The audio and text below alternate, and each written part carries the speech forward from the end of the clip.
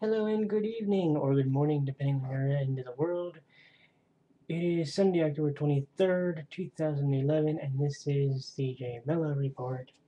I do apologize for not being on last week, however, what it was mostly was a bunch of different live sets. I actually didn't want to do a show based around that, so that's why we didn't do one. However, this week it was kind of an interesting week because it was a trip to LA, and specifically a member of Team J-MELO named Joe anyway, uh, went there to represent obviously Team J-MELO, and we got to learn about a few things. One is a thing called a Nisei Week, which is a sort of like a Japanese culture week, and everybody in LA apparently goes to this thing. It's been running since the early 1900s in LA. The only week they didn't have one was 1934. I thought that was actually pretty cool. It's gonna make you want to be happy if you're of Japanese descent to know that there is a event like this to celebrate the culture, and even non-Japanese people were having a ball at the thing.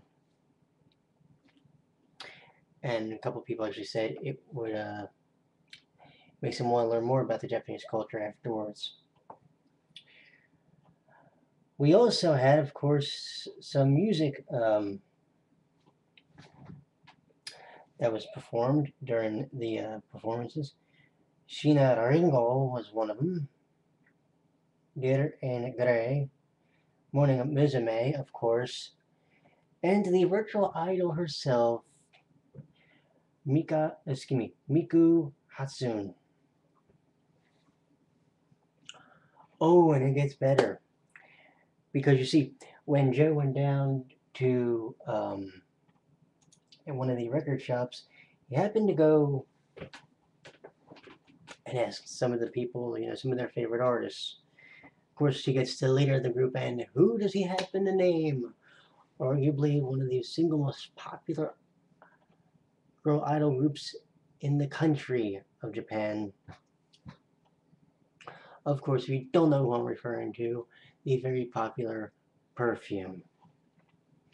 Whom, by the way, had a message for the fans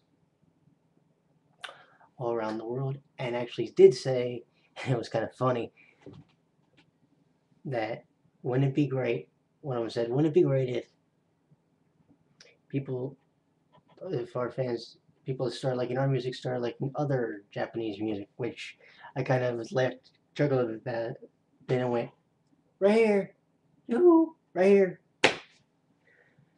Which then led, of course, into the very popular single, Laser Beam. There were three songs that were actually performed in their entirety this week. Of course, the first one was Laser Beam by Perfume. The second one was Like a G6,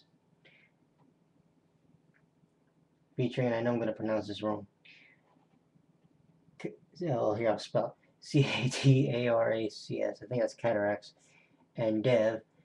But the main performer was the Far East Movement, and of course, the ending theme performed by Maze, which in English translates to Under the Moon Tonight, because I'm not going to butcher it in the Japanese language. But that was kind of cool. I gotta tell you, I almost wish we had something like that here in New Jersey to go to. Actually, I don't think we do. They might in New York, but I don't feel like going all the way up to New York for something like that, to be perfectly honest with you.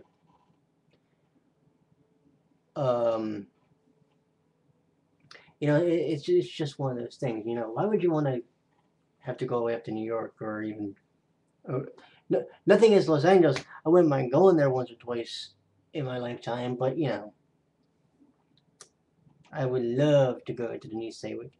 The other cool thing was Inoue, also Joe, got to sing a Japanese song with one of his one of the people who was attending the festival. So I definitely thought that was an interesting little twist. I will also tell you, however, this was only part one of two. Yes, this is a two-part special. And next week will be the second part to the program. And on that program, see if they have it here, we're going to be hearing music from Jade and Jewel. Let's see here, Kylie and Joe Inoue. They'll be performing the song Closer on the program next week. Artists that will be featured on next week's program will be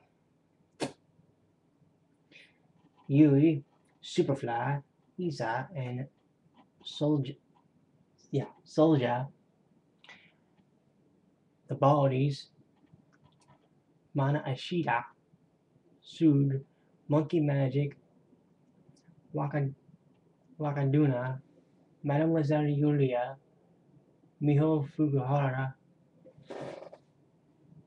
and Kazuma Mira.